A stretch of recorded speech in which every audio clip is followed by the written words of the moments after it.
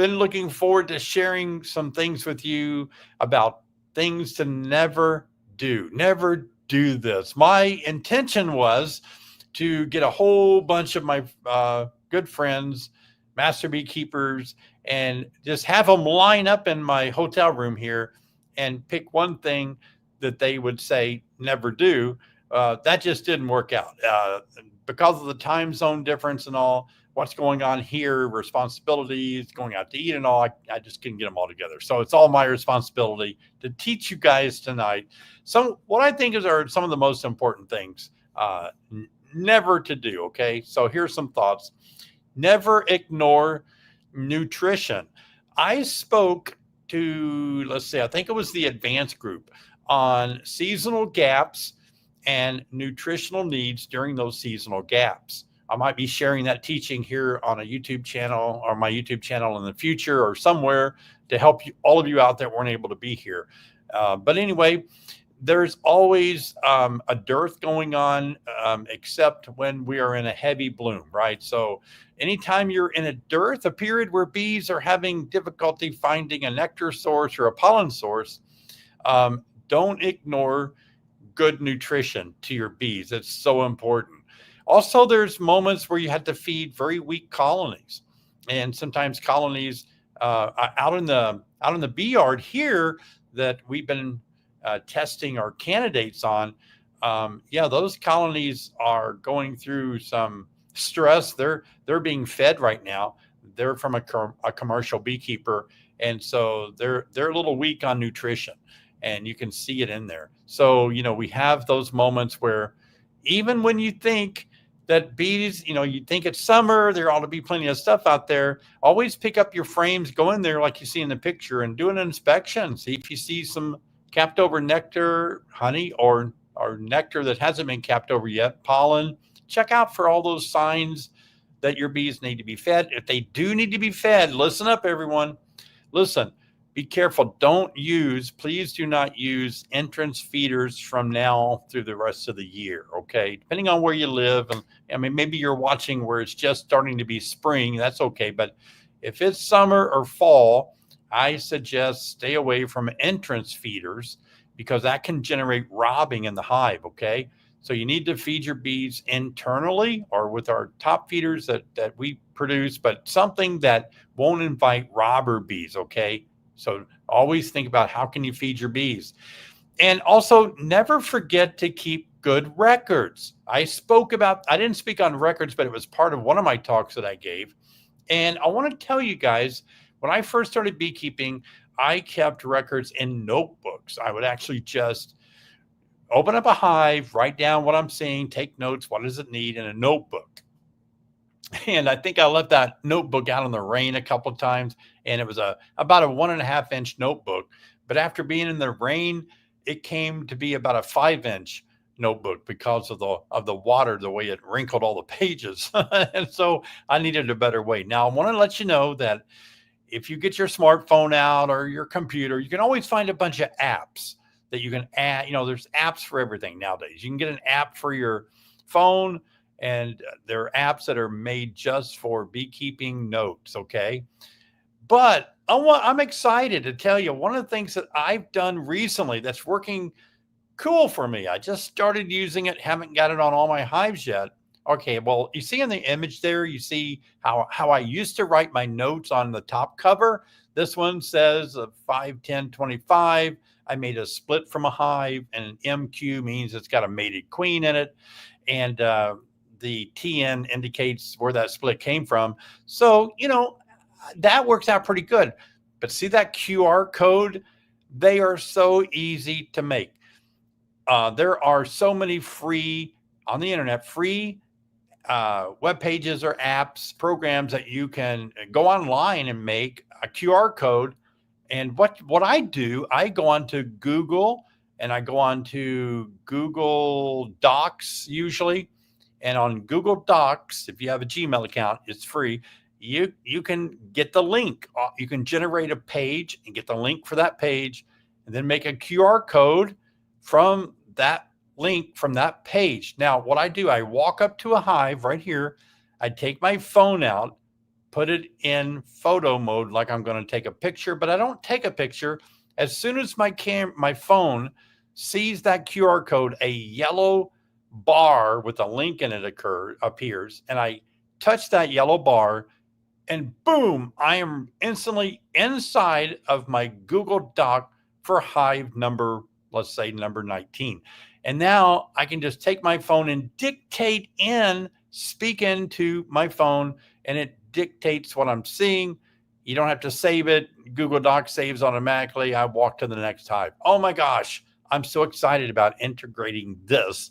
I'm a geek guy when it comes to computers, and I date it. I speak in what I see, what I need to do, and it's saved. Now, in my case, I use Mac computers, Apple computers, iPhones. So every time I do a doc, I can get access to that doc anywhere, that document anywhere. From any of my computers, from my phone, I have access to it anytime I can be here and think, what did hive number 19 have wrong with it? I get back, I need to remember what that is. So it helps to keep records, even with 1 or 2 hives. We can't remember everything, right? So never forget to keep good records, especially, if you're doing mite counts, you want to know what those levels were a month or 2 ago, if your mite levels are low, if you need to feed it, what you saw, if you're queenless and all that. Never forget to keep good records. I'm excited. All right. I know that some of you probably get tired of hearing us always talking about mites.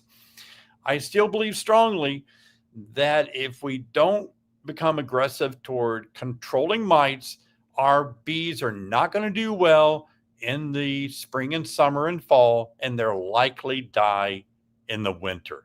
Now, some of you think, well, I didn't do anything and my bees made it. Sometimes you can go 2 or 3 years without treating and get lucky. But eventually that hive is going to crash from viruses. Yeah, viruses that the mites spread. That's a varroa destructor mite right there on that pupae. So please take a moment over the next few weeks and learn, because mites are going to be growing really worse now, because bees they're going to reduce their population as we don't have as much daylight.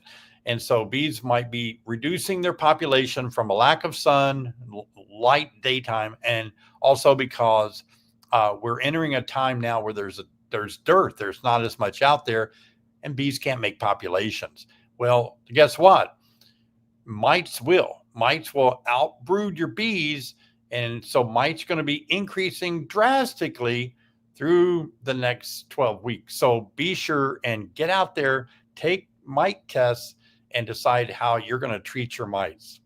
So best way to do it is check every 30 days and keep track. Use a mite, like an alcohol wash, and find out how many mites you have per a half cup of bees. A half a cup of bees is 300 bees. Take those bees from your brood area, open brood or capped over brood, but take them from that area and slosh them around for a minute in alcohol, and the mites will fall off, and you can count. And if you have more than 2 or 3, you really do need to treat to kill those mites. All of you wonder, what kind of treatment can you use? Please be comfortable doing your own research, because some of those are temperature sensitive. Some can be used with Superzon, some can't be used with Superzon. Some are flash kills. That means you put the treatment in there and it just kills your mites within 2 or 3 days. Most of them has a 80 or 90% efficacy. And then others take longer. They may take 12 weeks, let's say about 42 days sometimes, or 56 days to actually, do a good job. So you decide what works best for you based on your research. Never use old stuff. Now, I don't mind using old things if it's mine, and I know that I've never had a contagious disease. But a lot of people want to save money, so they might buy a big pile, like you see here in the picture, a big pile of old beekeeping stuff, right? There's going to be a chance that you could get something like a bacterial disease, a brood bacterial disease, like European foul brood or American foul brood. And those spores stay alive way over 50 years in old equipment like you see in the picture with no bees in it. And you put bees in there, it can activate again and make your bees really sick. So be very careful about especially using old frames that have drawn out combs on them. There's a reason there's not bees in the old equipment. What did it die from? If you're not sure, it isn't worth taking the chance to save a few bucks. It's going to cost you a lot more when you keep having to replace bees all the time. So be careful about that. Also, not only is it disease, but it can be dirty. Sometimes mice get in there, and mice will just make it smell bad if they build nests in there. Bees won't want to pull those frames out or beyond those frames. And sometimes if you have foundation that's never been touched, but it's been thrown in a pile for years, going to be hard for the bees to draw that out. Wax has kind of been depleted off of them. They don't really like old, dry plastic foundation. You'll get funny columns, weird stuff going on. You'll be frustrated. And so be careful about never use old stuff, okay? Also, one of the things, the last thing I want to encourage you to do, never stop learning. You don't have to learn because you're scared. A lot of people think, I got to learn because I don't know how to keep bees. I'm kind of scared I'm not doing it right. Where do I learn? Where do I read it? That's kind of a nervous way to learn. I want you to learn out of fun and enjoyment. Look at beekeeping as something that is fun to learn about. We all grow and have fun. Sometimes we need our minds distracted, right, off of hard times in our lives, bad things. If you just sit around and worry about things all the time, if you sit around and fret about stuff, your mind can kind of just get caught up in the negative things, watching too much of bad news on TV, all that worrying about stuff you do. Look, turn that energy into something where it's fun to learn and it's enjoyable to learn. It's fun to learn about bees. It's a lot of stuff to learn, right? And the more you learn about bees, the more you start realizing that, okay, I'm starting to get my confidence built up because I know more now, know a little bit more. And so never stop learning. Learn about bee biology. Keep notebooks. That's what I do, full of beekeeping information. But let me tell you, though, friend, I've been keeping bees for almost 30 years now, and I hang out with some very smart people, and I love gleaning great truths about bees from them.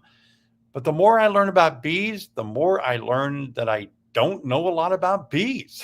I'll be honest with you. The more you learn, the more you realize, wow, there's so much more to learn. But I don't look at that as being overwhelming. I look at that as being exciting. I think, oh gosh, I got some fun stuff I want to dig into, and I want to find out more information on this subject, that subject, and it's fun. That's one of the reasons I pursued being a certified master beekeeper, because I wanted something that would really motivate, inspire, and empower me to learn. And when I knew that I had to come to EAS and take tests back in 2009 is when I started, I thought, man, I got to learn a lot of stuff. But I enjoyed learning, and it was fun. And the thing about becoming a master beekeeper, you don't become a master beekeeper, get the certificate, a pin, and then brag about it.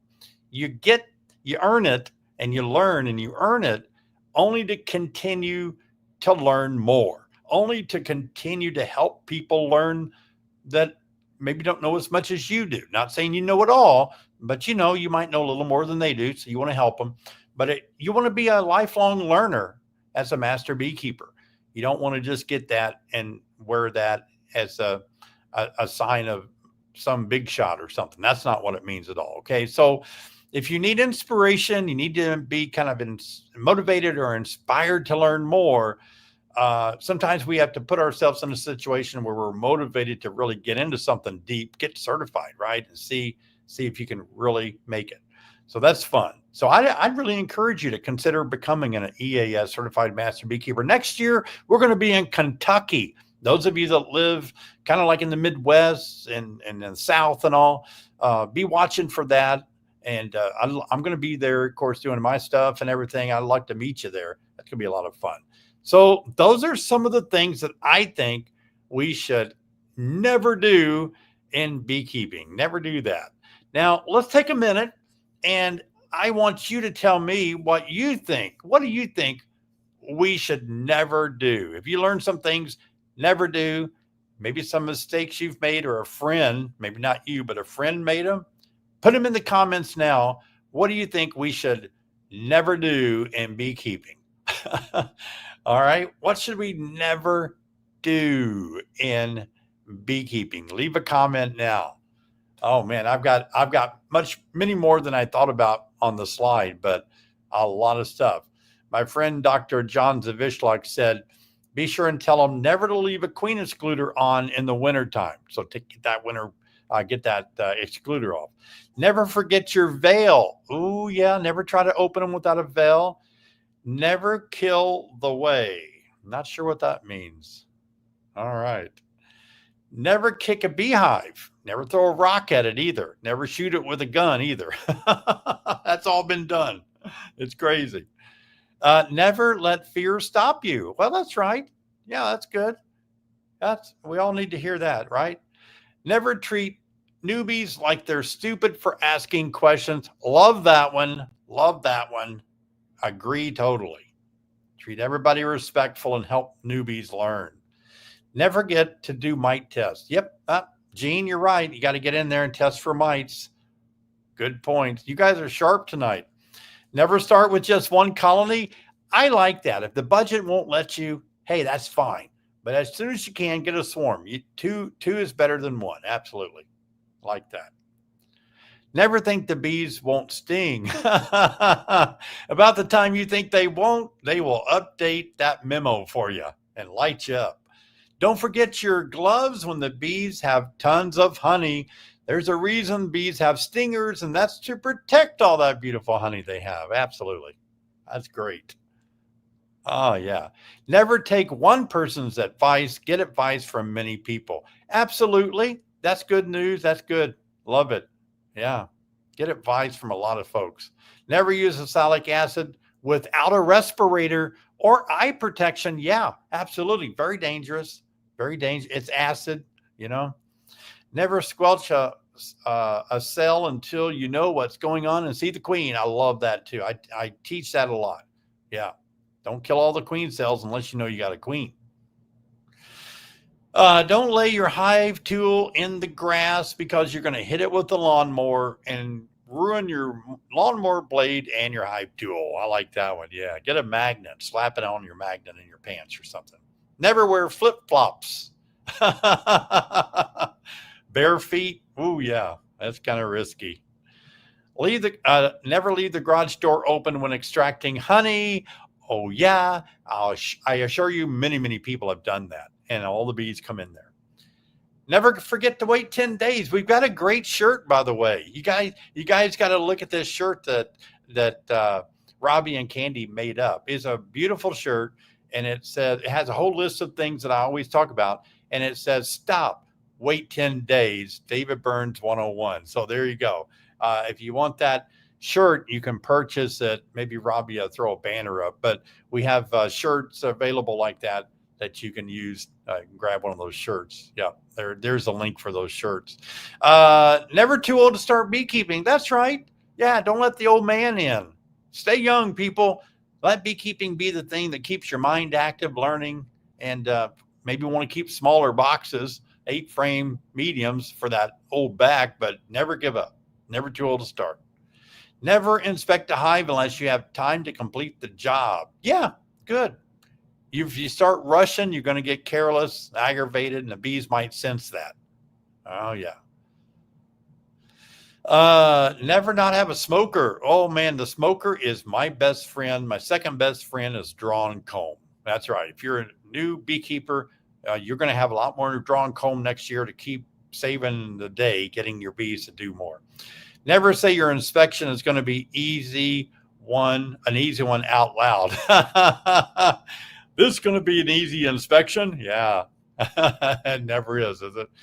Never disturb your hive at night with a bright white light. Boy, they come right to that light, don't they?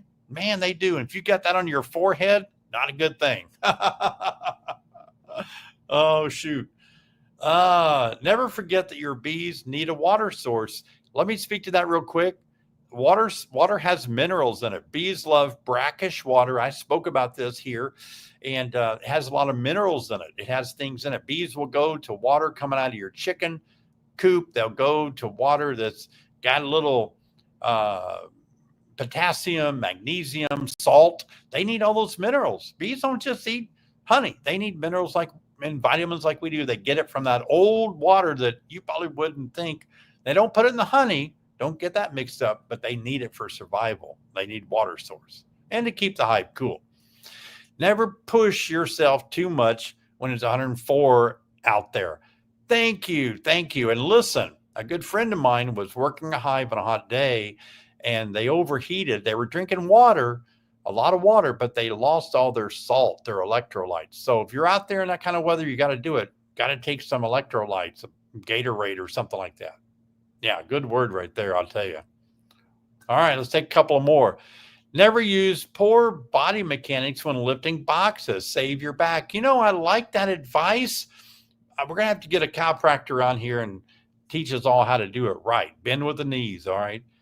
Never not cowboy up. Yeah, I got my cowboy up hat out there over behind me there. See that? I brought it out here in my suitcase because I had to work bees. So that's good. All right. That's awesome.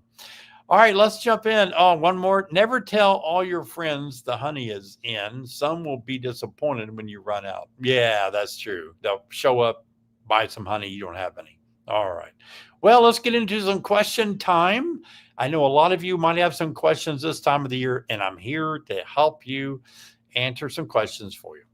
My mentor says you should never feed bees and should not ever use a queen excluder, and you should never use a queen excluder. It's been 3 years and we've got no honey for ourselves. Help. Okay, let me address that. I spoke out here on feeding bees and not feeding bees. Here's the deal. You need to feed bees if they're not able to get natural resources. Bees need a natural variety of pollen. They need a natural nectar source from nectaries of flowers. That's what they're made. They need that. Okay. But there are times they can't get it. And rather than let them starve, you need to feed them. I'm not going to let my bees starve because I'm afraid to feed them. There are times you got to feed your bees. Okay. So I don't agree with never feed your bees because if they're hungry, they're going to die without it. And then why you don't have any honey? Did they have to draw a lot of frames out this year? They might have taken the incoming nectar, metabolized it into wax, or you may live in a place, I spoke about this, you may live in a place where you don't have a lot of nectar sources, a little bit low on nectar. So keep an eye on that. You might want to make sure that they're just using it to draw frames, or you might have to move them to a place that's got more nectar, more flowers in your area. Hello, Larry. How are you doing? Hi, David. No question. Just want to say thanks and compliments to you, EAS, and all the master beekeepers who provide so much information and guidance. A very impressive and sharing group. I met Larry out here at EAS. We had a chance to talk and spend time with each other. Larry, that was super. Appreciate you being out here and being a part of EAS. All the way from out west, the state of Washington. He flew all the way across the U.S. All right, 100 degrees plus heat index, South Carolina. How do people do mite checks in this heat? Always work bees in the cool of the day. They're a little more aggressive sometimes, but if you can get out there early in the morning before it gets real hot, and then get in there and do a mite test. Okay, I guess you're saying it's too hot to get out in the hives. Be safe, but let that be the only thing you do. So it may only take you 6 minutes to get in there, do a mite test, wrap it up. Here's another thing real quick. By the way, thanks, Leah and Vera Lynn. Good to see you. Always got to say hello to my granddaughter, one of my many granddaughters and grandsons. Good to have you guys. Thanks for your donation tonight. But one of the things about taking a mite test, okay, listen, take that mite test, get the nurse bees, younger bees off that brood and do a mite test. And get them in that alcohol wash. Close the hive up. You don't have to hold it open anymore. Get out of there, put it back together, close it up, walk away with your jar, and you can test So you don't have to be, you can get back in the shade or the air conditioning to do them, to read, to count. Okay. You don't have to stand in the heat to count. All right. What else you got for me tonight? I tell you what, it's good to be with you guys again on Thursday night. I'm here every Thursday night. Those of you on Facebook watching, you may not realize I have a YouTube channel. I have over 1,000 videos to help you guys out. So check me out on YouTube. Hi, David, please help. My bees have only drawn out 4 frames in the brood box, 1 deep, 1 super setup. I'm afraid I'm going to lose them this winter. Feeding 1-to-1 this week is last week of Apigard. Wow. Have you tested for mites? It sounds like you have a very small population. Sometimes mites can't grow, threatening levels without good population of brood. So if you're a little weak on brood or bees, you may not need to put your treatments in there. Always test and then treat as necessary if needed, and then come back a week later or 2 and test again, see if the treatment worked. So, but yeah, your feeding is about all you can do. If you have 2 frames, you can move a frame over of cap brood to strengthen the weak colony. Thank you for your super sticker. Appreciate it, guys. We appreciate your donations that you make on the live stream. We use that money for giveaways to have guest speakers. So we always appreciate that. I like to move a hive about 12 feet. What's the best way to do it? Going to be tough. Here's some suggestions. In the old books, they say to take that hive about 2 or 3 miles away, leave it there 2 weeks, then bring it back to the new location. Those of you that don't understand this, bees have such a fine GPS system built in that if you move it 12 feet just all at once when they're foraging and everything, the bees go back to their original hive and it's not there. They don't know where in the world to look. They're lost. Okay. So now one of the ways you can do it, and I've had success, is that you can move it to 12 feet, maybe do it at night, and then put something really large, like a half sheet of plywood, right smack dab. You ever heard that phrase? Right smack dab in front of that hive. So the foragers, they see that, they can go around the edges of it, but it makes them take a new orientation flight. I've done it this year, worked every time. Okay. That's one of the ways you can do it. You can move it a couple inches a day, but that's going to take you a month or more. Good question, though. We all have to move our hives at times. Hi, Jennifer. When doing an inspection, I've seen all I need to see in the second deep, the brood box. Do I need to open up the first deep down on the bottom you're talking about? Okay.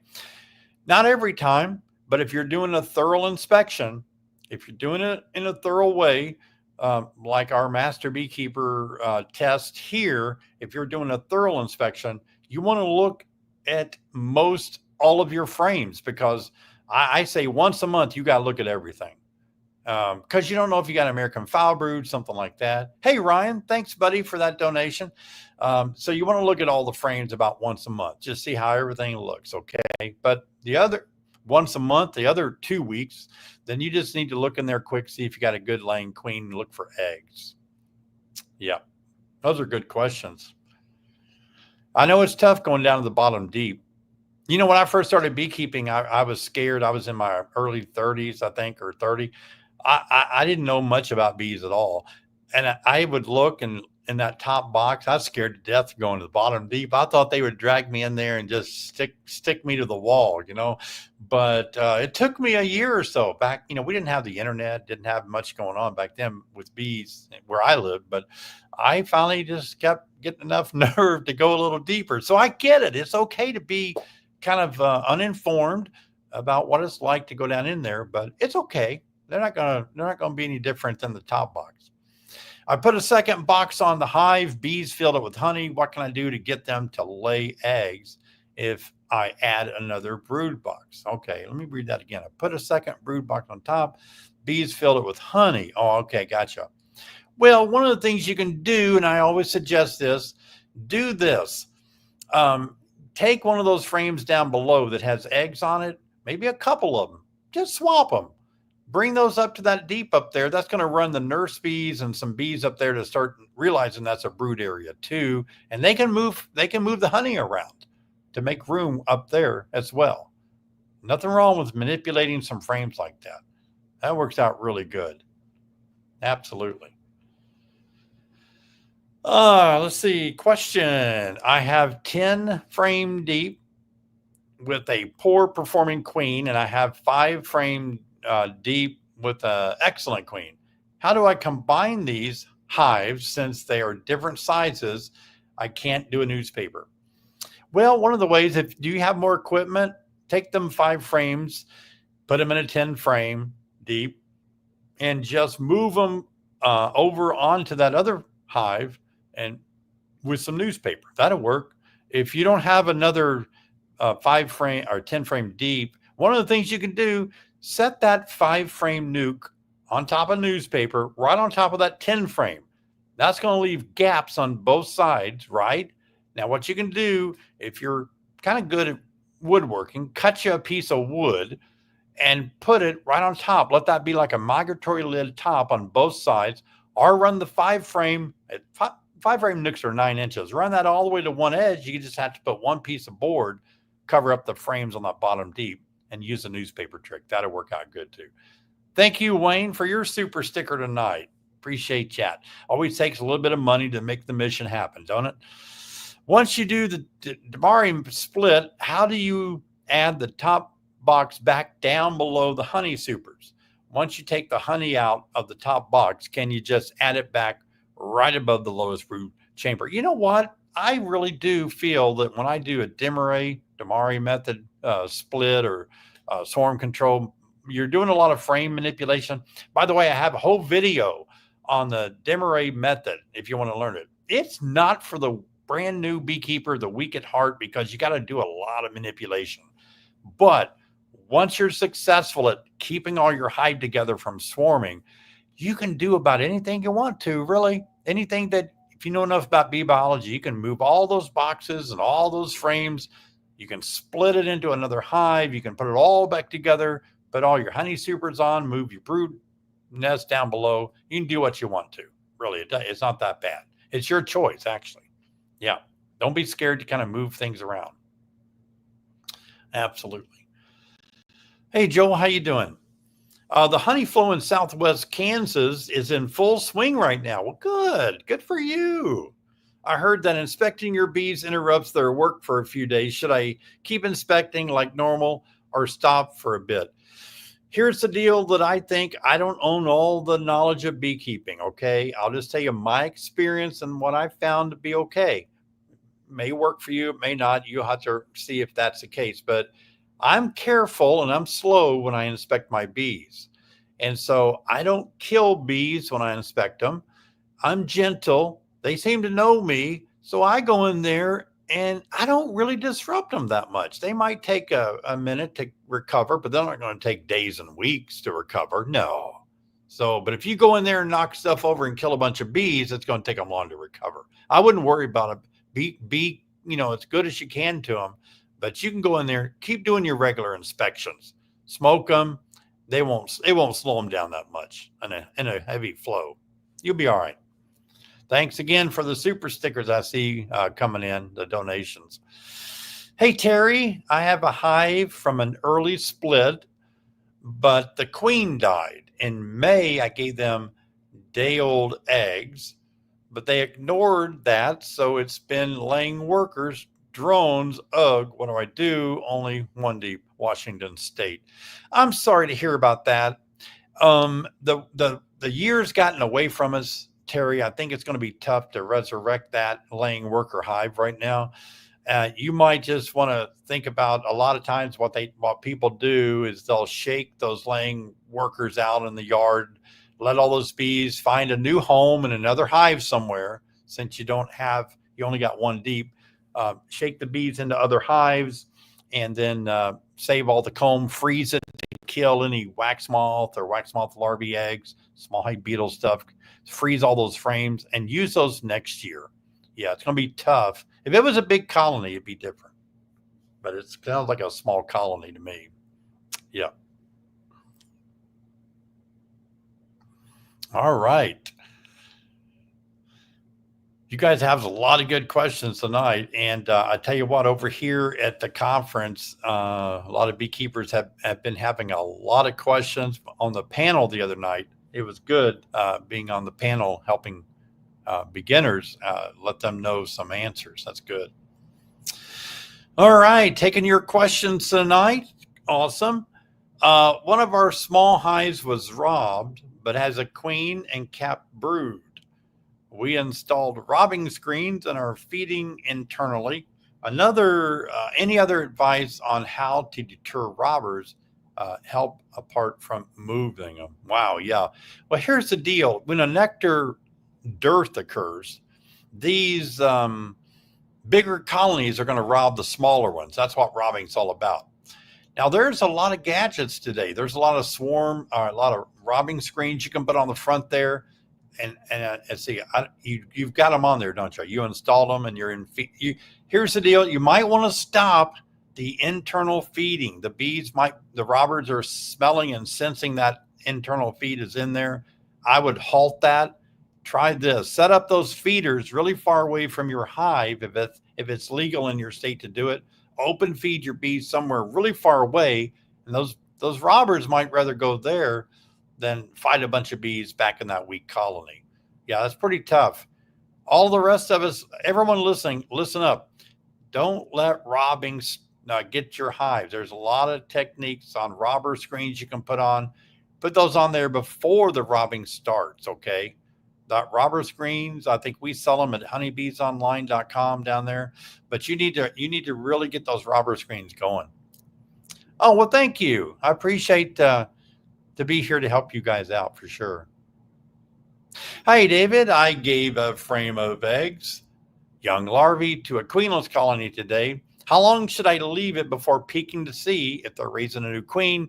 Can I check in a couple of days? Thank you. Okay, good question, Melissa. Listen, it's important that we understand bee biology, especially queen rearing bee biology. I always encourage everyone that once you get a little experience under your belt, get into queen rearing, raise your own queens. But here's the deal with this.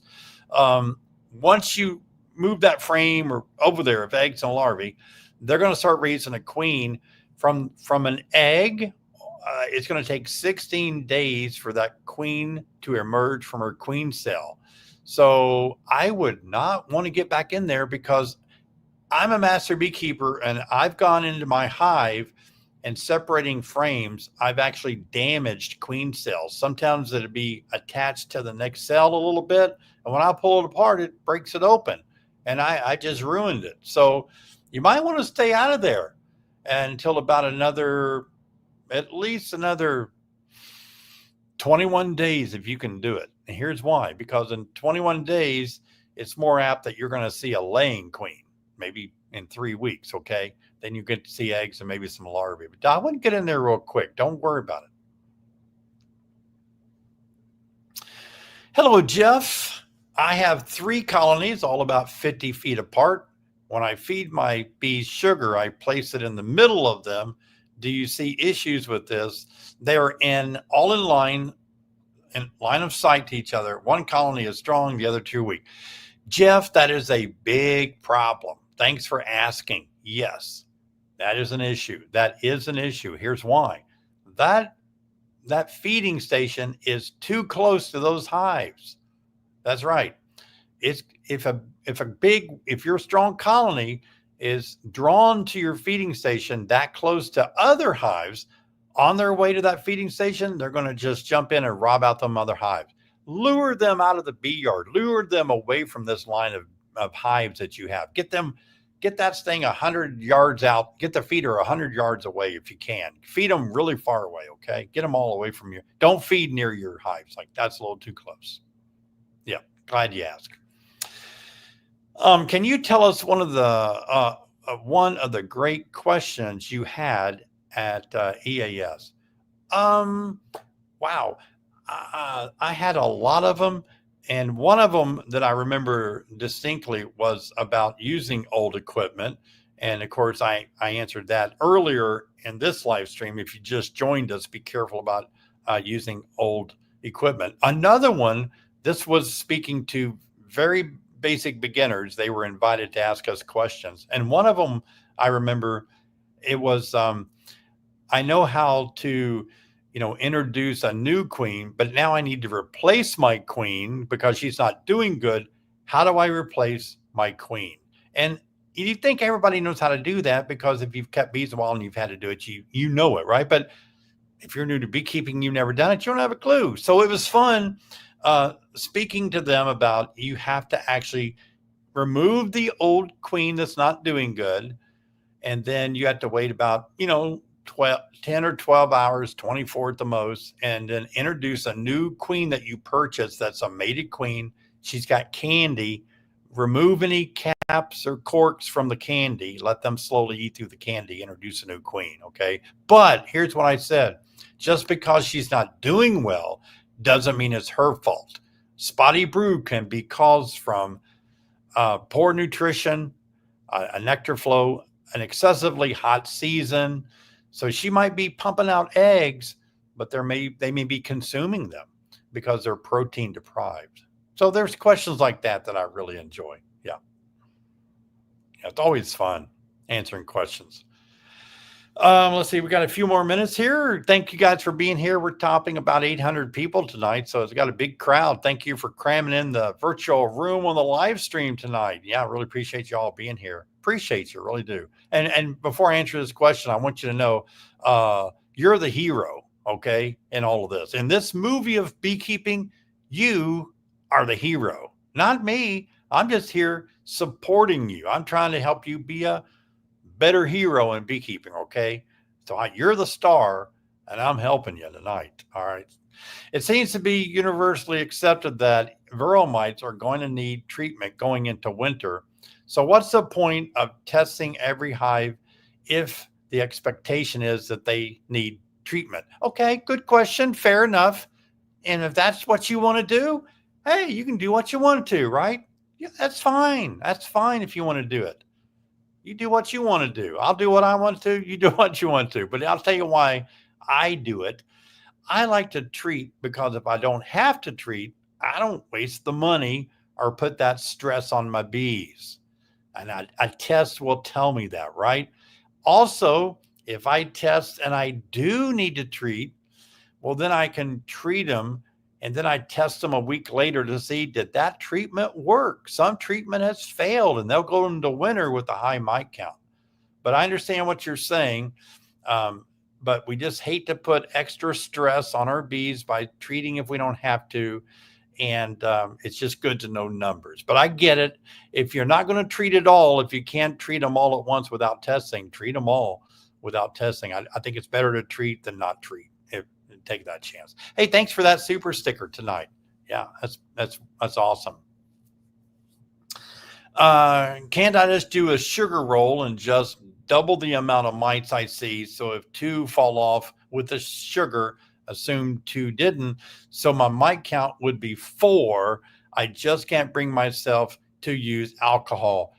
Perfectly fine and acceptable. Don't let anybody tell you that you need to kill those bees because you need to get a better mite count. If you don't want to kill bees, don't kill bees. Don't go against what your conscience is telling you, okay?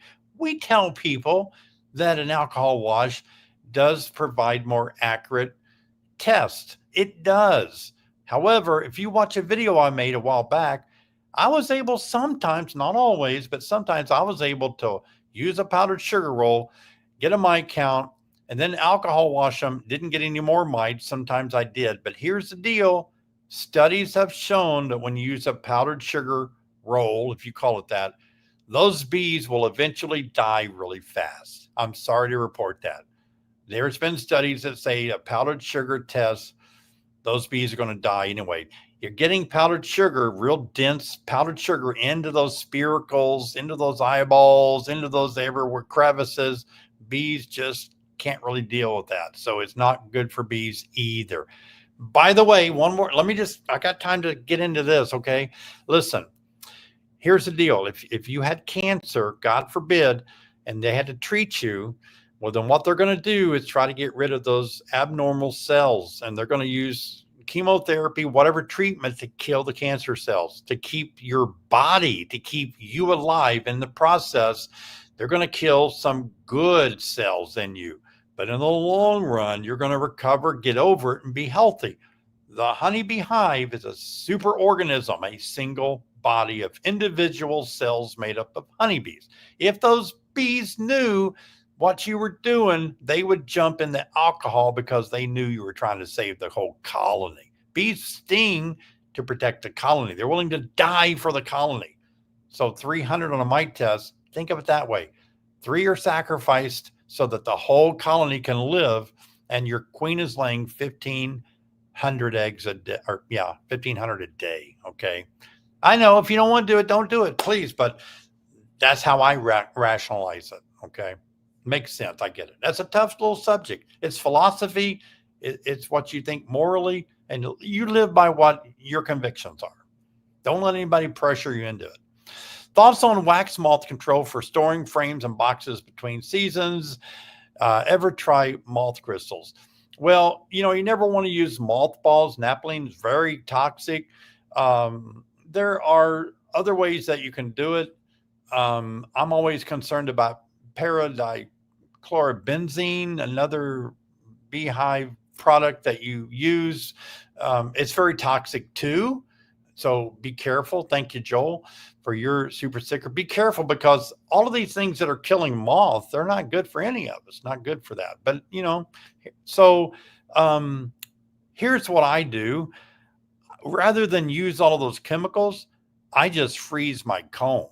If you freeze it for a couple of days, it kills all stages. These other things don't sometimes kill all stages. If you freeze them, it kills eggs, larvae, pupae, adult moths. They kill it all. Yeah.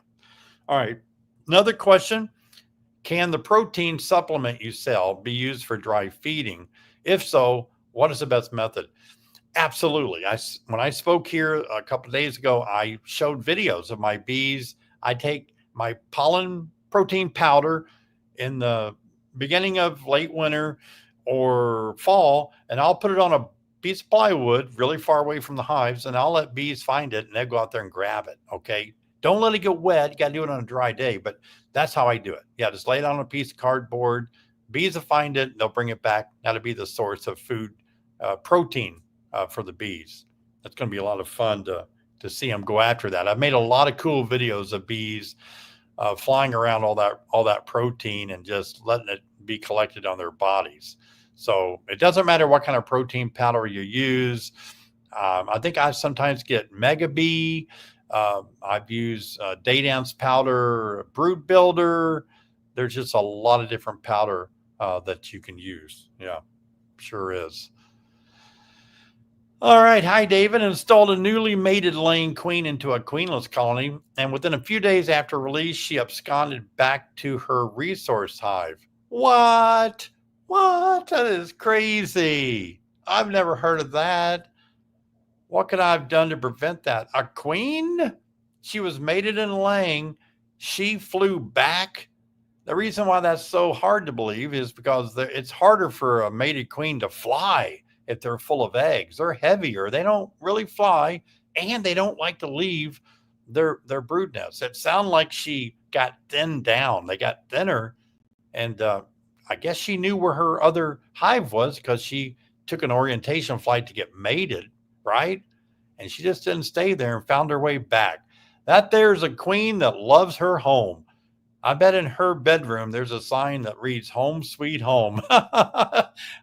I'm not saying it didn't happen, but it happened, didn't it? So what you want to do to correct it, if you're moving it into a queenless colony, why don't you just combine that nuke over to that hive? Take the queen, all the frames. She'll stay there then. Get rid of that nuke box. If everybody goes with her, she's going to stay there. Yeah, she's not going to go back. I'll take a couple more questions, and we're kind of approaching out of time. Can I start a hive in the fall? Sure, but it's not going to really do well. Likely not going to be enough resources or bees to survive the winter. Your best bet is to wait and start in the spring. I know we love to start bees. You're going to enjoy it a lot more not watching them perish in the winter by being too small are too hungry. It depends on where you live, but that's not probably going to work too well. Thank you, Marilyn, for your super sticker tonight. I appreciate all the donations tonight. If you want to donate to the cause tonight and don't want to leave the donation here, you can go to my website at honeybeesonline.com. And as you see scrolling by, you can leave a donation there. I know some of you leave donations after the live stream. By the way, this live stream is always replayed.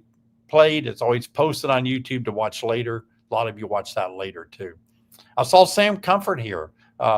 He's somebody I haven't seen for a while. It's good to see him. When do you take off queen excluders for winter, or do you? Absolutely. My good friend Dr. John Zavishlak wanted me to remind you guys, please take off your queen excluders before winter. Never do that. Never go through winter with the queen excluder, because the queen can't go up into the warmth of the hive where the food might be. She'll get abandoned and die. When do you do it? When you're done collecting honey. The only reason you got a queen excluder on there is to keep bees out of your honey supers. When that's over and you don't need to separate that anymore, you're done. Get that off of there. Let the queen have free reign of the hive. All right. Let's take one more question. When extracting honey, is it okay to combine capped at 16% moisture and uncapped at 20%? I'm going to say yes, because I've done it and it's never failed me. Now that 20%, it's going to be mixed with that 16, and it's probably going to turn out pretty good. What is that, 18 on an average? So, that's going to be fine. That will help dry it down. I don't think that would hurt a thing. Absolutely. All right. Well, I want to just let you guys know that it has been great. I'm so glad that I could connect with all of you here in Cherry Hill, New Jersey. Thank you so much for watching. You guys are the best. Oh my goodness. You guys are so special. And I really appreciate how so many of you tell me that you really appreciate my coffee times when I talk about life principles and everything. So before I sign off, let me tell you, a lot of you have told me out here that you've enjoyed watching my coffee time where I talk about life. So I want to take a moment now just to say that the world that we live in now is a lot different than it was when I was growing up back in the 60s. In the 60s, my mom and dad would push me out the door, tell me to go play, and they didn't know where I was until the street lights came on late at night, when I had to be home or I was going to get my butt lit up with a belt. And you couldn't do that today. It's too dangerous. But things have changed. But one of the things that I know back then, people were very kind and helpful. And I really think that that's something that all of us need to really look at ourselves and find a way to be encouraging to one another, helpful, be kind, speak well of others. Sometimes when we are not in a good mood or something's gone wrong in our lives, we take it out on other people. And sometimes I'll see a negative comment once in a while here on YouTube. And when I see it, I don't get mad or upset. I just say to myself, there's somebody that's probably got something going on in their life. And I feel a little bad for them. I think, well, shoot, that they're kind of frustrated or having a hard time. And, that's just too bad that they're in that situation. So try not to take out things if you're not in a good mood. If you can't say something, my dad used to tell me, if you can't say something nice about somebody, don't say anything at all. So I think let's work really harder to really put our best foot forward. And while the world changes and people are getting a little more cranky, a little bit less nice to each other, let's change that. We beekeepers know what it means to rely upon each other, to be kind and help each other out, and let's shine. Let's really let our light shine and be empowering and encouraging and inspiring to others. And I'm committed to make more coffee time videos for you. I want to give a big shout out tonight. Robbie, thanks for being here. And Sheri and Carrie, thank you guys for being here. Jessica wasn't able to be here because of the storms, knocked her internet off. She misses you guys, but she gave us a heads up about that. But it's been great tonight. Thank you guys so much. I tell you what, I can't wait to see you in the next videos. I'm going to be making some videos out here, posting them soon. Going to be back home on Saturday, day after tomorrow, and be making more videos in the field. So I'll see you guys in the next video.